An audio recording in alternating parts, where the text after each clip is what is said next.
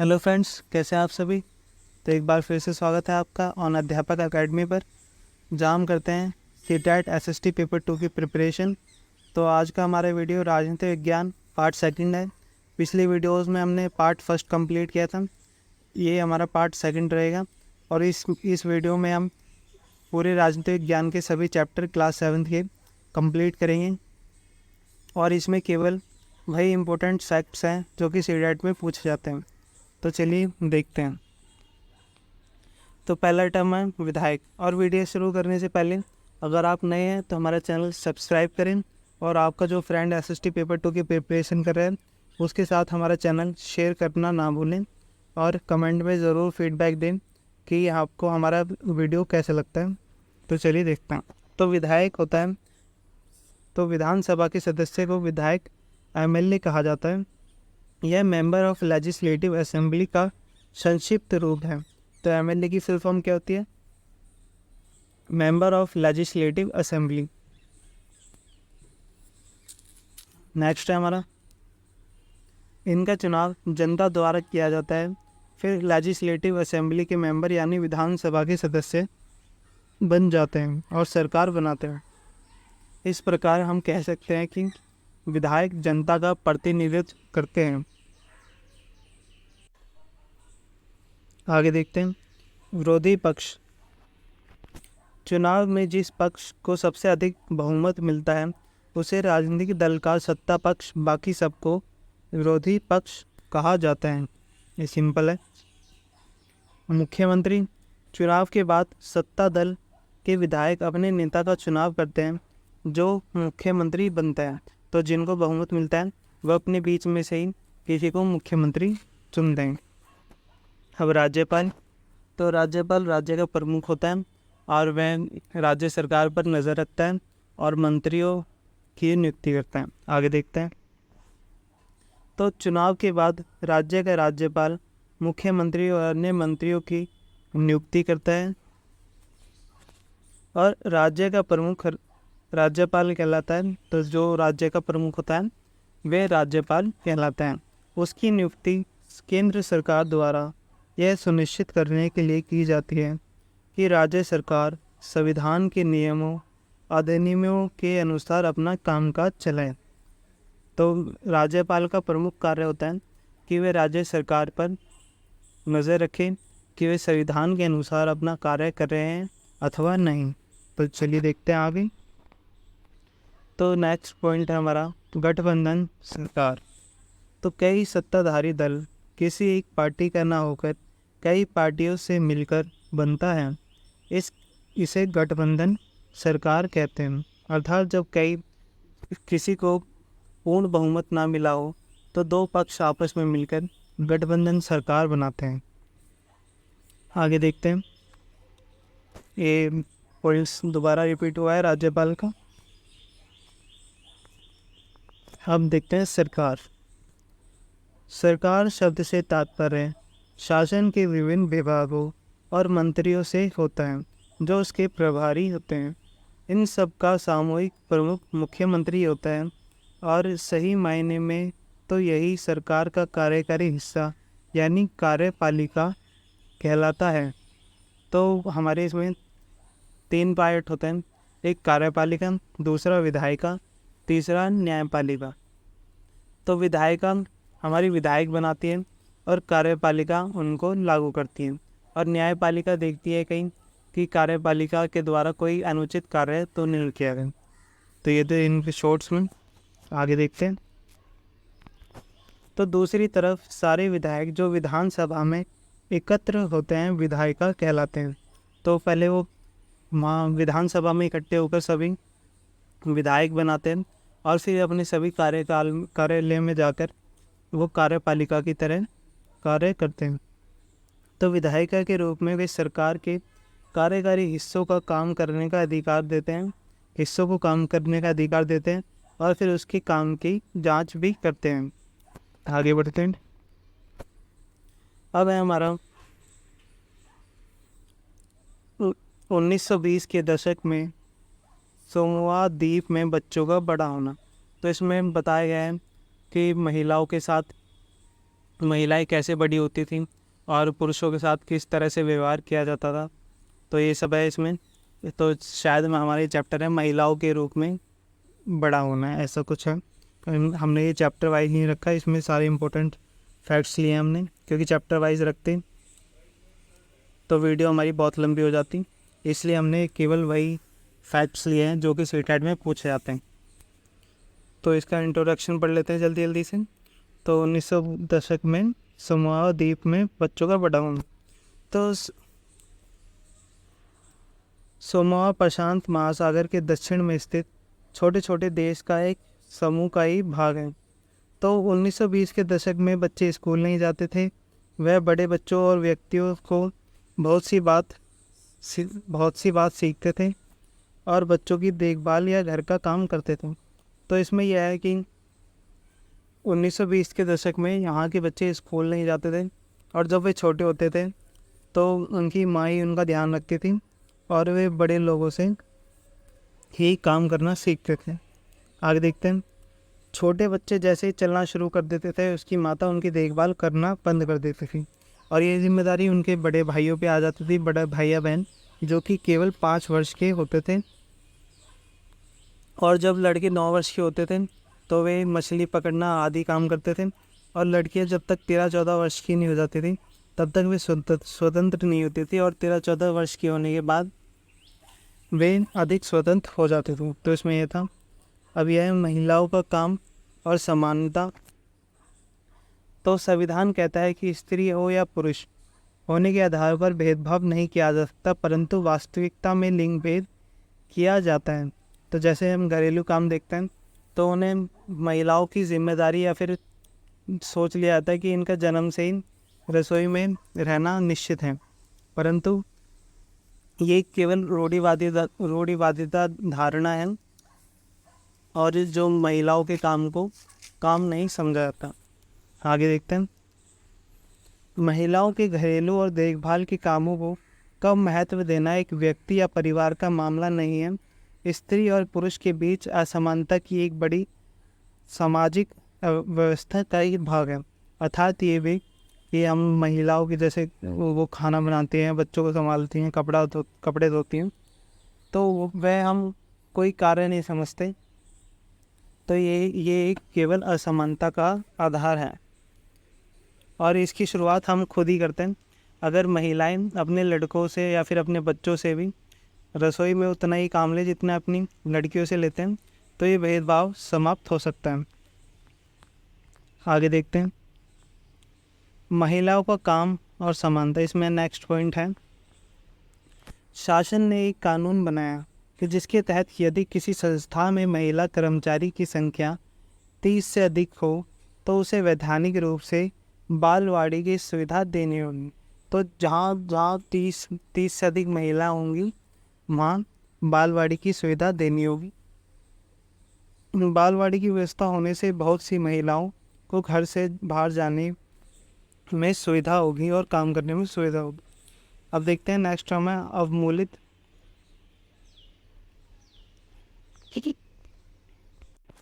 तो अवमूलित किसे कहते हैं? जब कोई अपने काम के लिए अपेक्षित मान्यता या स्वीकृति नहीं पाता तब वह स्वयं को अवमूलित महसूस करता है। जैसे एग्जांपल लेते हैं कि मान लीजिए किसी के फ्रेंड्स का बर्थडे है और उसका जो दोस्त है वो उसके लिए बहुत दिनों से सोचता है कि मैं उसे ऐसा गिफ्ट दूंगा वैसा गिफ्ट दूंगा, उसके लिए बहुत तैयारी करता है, पर जब उसका बर्थडे होता है और उसका फ्रेंड उसके लिए गिफ्ट देता है तो वो उसके लिए कुछ नहीं कहता, अर्थात चुपचाप रख लेता है। तो वह महसूस करता है कि बताओ मेरे फ्रेंड्स ने कुछ नहीं कहा और मैंने इतनी मेहनत करी, उसका कुछ परिणाम नहीं निकला। तो वो क्या कहते हैं? उसे कहते हैं अवमूलित, जब कोई अपने काम के लिए अपेक्षित मान्यता या स्वीकृति नहीं पाता। आगे देखते हैं अस्मिता। अस्मिता एक प्रकार की पहचान होती है। तो यह एक प्रकार के स्वयं के होने यानी जागरूकता का भाव है। अब देखते हैं रूढ़िवादी धारणाएं। तो यह पूर्वज्ञान पर आधारित होती हैं। यह अधिकतर नकारात्मक होती हैं। फॉर एग्जाम्पल, बहुत सी लड़कियों को डॉक्टर इंजीनियर बनने के लिए अध्ययन करने और प्रशिक्षण लेने के लिए वह सहयोग नहीं मिल पाता जो कि लड़कों को दिया जाता है। लड़कियों को सोचते हैं कि ये तो दूसरे घर चली जाएगी, तो इस पर इतना पैसा बर्बाद करके करेंगे क्या, तो इससे बढ़िया हम अपने लड़कों को पढ़ाएं। तो ये क्या होती है, रूढ़िवादी धारणा। अब कुछ महिलाएं जिन्होंने अपनी पढ़ाई लिखाई करी, महिलाओं को जागरूक किया। जिस समय में पढ़ाई लिखाई महिलाओं के लिए बंद थी, उस समय इन्होंने चोरी छुपे अपनी पढ़ाई करी और अपनी किताबें लिखी। तो उसमें पहला नाम है राजसुंदरी देवी, 1800 से 1890। तो यह 200 वर्ष पूर्व पश्चिम बंगाल में पैदा हुई। तो फ्रेंड्स, कहाँ पर पैदा हुई, तो ये पश्चिम बंगाल में हुई। और 60 वर्ष की अवस्था में उन्होंने बांग्ला भाषा में अपनी आत्मकथा लिखी। तो उनकी आत्मकथा का क्या नाम था, अमर जीवन। तो उनकी आत्मकथा कौन सी थी, अमर जीवन। तो इसे पूछा जाता है कि अमर जीवन किसके द्वारा लिखी गई, तो राजसुंदरी देवी के द्वारा। और यह किसी भारतीय महिला द्वारा लिखित पहली आत्मकथा है। तो सबसे पहली आत्मकथा कौन सी है, अमर जीवन, किसने लिखी, राजसुंदरी देवी। नेक्स्ट, रमाबाई। तो महिला शिक्षा की यह योद्धा कभी स्वयं स्कूल नहीं गई, पर अपने माता पिता से उन्होंने पढ़ना लिखना सीखा। उन्हें पंडिता की उपाधि दी गई क्योंकि वह संस्कृत पढ़ना लिखना जानते थे, और जो उस समय औरतों के लिए बहुत बड़ी उपलब्धि थी। तो हमें पंडिता इसलिए कहा जाता था क्योंकि उन्होंने संस्कृत पढ़ना लिखना जाना, जो कि औरतों को उस समय दिया नहीं जाता था। नेक्स्ट, 1898 में पुणे के पास खेड़ गांव में एक मिशन स्थापित किया, जहां विधवा स्त्रियां और गरीब औरतों को पढ़ने लिखने तथा स्वतंत्र होने की शिक्षा दी जाती थी। तो उन्होंने एक मिशन स्थापित किया, कहाँ पर, पुणे के खेड़ गांव के आसपास, जहाँ पर विधवा स्त्रियां और गरीब औरतों को पढ़ने लिखने और स्वतंत्र होने की शिक्षाएं दी जाती थी। इसने किया है, ये रमाबाई द्वारा किया गया। अब नेक्स्ट है इसमें रुकैया शेखावत हुसैन। देखते हैं, रुकैया शेखावत एक धनी परिवार में पैदा हुई थी। वे उर्दू पढ़ना लिखना जानती थीं, परंतु उन्हें बांग्ला और अंग्रेज़ी सीखने से रोका गया, क्योंकि उस समय माना जाता था कि अगर महिलाएं अंग्रेज़ी या बांग्ला सीख जाएंगी तो वे लड़कों की तरह व्यवहार करने लगेंगी और वे खुली सोच वाली हो जाएंगी। तो इसलिए उन्हें अंग्रेज़ी सीखने से मना किया गया था। आगे बढ़ते हैं। उन्होंने एक उल्लेखनीय कहानी लिखी जिसका शीर्षक था सुल्तान का स्वप्न। तो उन्होंने एक सुल्तान का स्वप्न लिखा, जो कि एक लेडी लैंड नामक जगह पर थी, जहाँ पर वे हवाई जहाज़ उड़ाती हैं अपने सपनों में और सभी पुरुषों को किसी दूसरी जगह भेज देती हैं अपनी बुद्धि के द्वारा। तो कहानी में सुल्तान नाम एक स्त्री की कल्पना की गई थी, जो लेडी लैंड नामक की जगह पर पहुंचती हैं। आगे बढ़ते हैं। अब देखते हैं महिला आंदोलन क्या है। तो महिलाओं ने संघर्ष द्वारा कानूनी सुधार, हिंसा और स्वास्थ्य, और जहां लड़कियां और महिलाओं की स्थिति बेहतर हुई, वो सभी महिला आंदोलन का परिणाम है। तो महिलाएं आंदोलन अपने लिए वो करती हैं ताकि महिलाओं की स्थिति समाज में बेहतर हो सके और उन्हें वे सभी हक मिल सके जिसके वे हकदार हैं। तो ये सब मिलता है केवल और केवल महिला आंदोलन के द्वारा। आगे बढ़ते हैं। अगर महिलाएं जागरूक नहीं होती अपने हक के लिए, तो उन्हें वे हक कभी नहीं दिए जाते। नेक्स्ट है इसमें 2014 में शुरू हुई बेटी बचाओ बेटी पढ़ाओ अभियान। तो बेटी बचाओ और बेटी पढ़ाओ अभियान कहाँ हुआ, कब शुरू हुआ, 2014 में। भेदभाव और हिंसा के विरोध में अभियान चलाना महिला आंदोलन का एक महत्वपूर्ण हिस्सा। अभियान के फलस्वरूप नए कानून भी बने। सन 2006 में कानून बना जिसमें घर के अंदर शारीरिक और मानसिक हिंसा को भोग रही औरतों को कानूनी सुरक्षा दी जा सके। तो 2006 में सरकार ने कानून बनाया कि जो स्त्रियां शारीरिक मानसिक हिंसा भोग रही हैं वो इससे मुक्त हो सकें। आगे बढ़ते हैं। इसी तरह आंदोलन के अभियान के कारण 1997 में सर्वोच्च न्यायालय ने कानून कार्य के स्थान पर और शैक्षणिक स्थान पर महिलाओं के साथ होने वाले यौन प्रताड़ना से उन्हें सुरक्षा प्रदान करने के लिए दिशा निर्देश जारी किए। तो 1997 में काम की जगह और अपनी पढ़ाई की जगह पर उनके साथ होने वाले यौन प्रताड़ना से उन्हें सुरक्षा मिली। आगे बढ़ते हैं। जागरूकता बढ़ाना भी महिलाओं आंदोलन का एक प्रमुख कार्य है। और ये कैसे बढ़ाती हैं? गीतों के द्वारा, नुक्कड़ नाटकों के द्वारा और जनसभाओं के माध्यम से वह अपने संदेश लोगों के बीच पहुंचाते हैं। बढ़ते हैं। और वह मीडिया, तो ये वाला चैप्टर हमारा मीडिया से संबंधित है कुछ। तो देखते हैं मीडिया किसे कहते हैं। तो मीडिया अंग्रेजी भाषा के मीडियम शब्द से बना हुआ है और मीडियम का अर्थ है माध्यम, क्योंकि मीडिया का संदर्भ संचार माध्यम से, इसलिए फ़ोन पर बात करने से लेकर टीवी पर सामने को समाचार सुनने तक को मीडिया कहा जा सकता है। तो मीडिया किसका शब्द है? मीडिया अंग्रेजी भाषा मीडियम के शब्द से है और मीडियम का अर्थ होता है माध्यम। आगे बढ़ते हैं। अब देखते हैं मास मीडिया किसे कहते हैं। तो टीवी, रेडियो माध्यमों कोई ऐसे रूप है जिनकी पहुंच लाखों लोगों तक है, देश और विदेश के जनसमूह तक है, इसलिए इन्हें जनसंचार माध्यम या मास मीडिया कहते हैं। क्योंकि इनकी पहुंच लाखों लोगों, करोड़ों लोगों तक है, इसलिए इन्हें मास मीडिया कहा जाता है। आगे बढ़ते हैं। अब है सेंसरशिप। तो देखते हैं सेंसरशिप किसे कहा जाता है। जब सरकार समाचार के किसी अंश, फिल्म के किसी दृश्य या किसी गीत की अभिव्यक्ति को जन समुदायों तक पहुंचने से प्रतिबंध करती है तो इसे सेंसरशिप कहा जाता है। तो मतलब कभी कभार सरकार किसी समाचार को रोकने से जनता तक पहुंचने को रोक देती है, जिससे उसे किसी बात से भय होता है या फिर वह इस चीज़ को देखती है कि ये विद्रोह पैदा कर सकता है, समाज में अशांति पैदा कर सकता है, तो तब सरकार सेंसरशिप का उपयोग करती है। अब है हमारी दादन व्यवस्था। तो बुनकर व्यापारी से सूत लेते थे। मैं बता दूं आपको कि पहले जो थे बुनकर, वो व्यापारी से सूत लेते थे बिना पैसों के, और फिर वही वो कपड़ा बनाकर तैयार करते थे और वे कपड़ा वापस व्यापारी को बेच देते थे, जिनसे उन्हें कुछ लाभ होता था। तो इसे क्या कहते थे? दादन व्यवस्था। तो देखते हैं। बुनकर व्यापारी से सूत लेते थे और तैयार कपड़ा देते थे। इस व्यवस्था में से बुनकरों को स्पष्ट लाभ होता था और बुनकर को सूत खरीदने के लिए अपना पैसा भी नहीं लगाना पड़ता था। साथ ही तैयार कपड़ों को बेचने की व्यवस्था भी मिल जाती थी।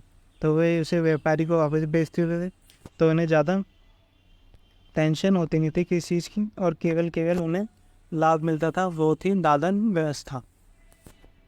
अब देखते हैं एक और टर्म है हमारा जिनिंग मिल।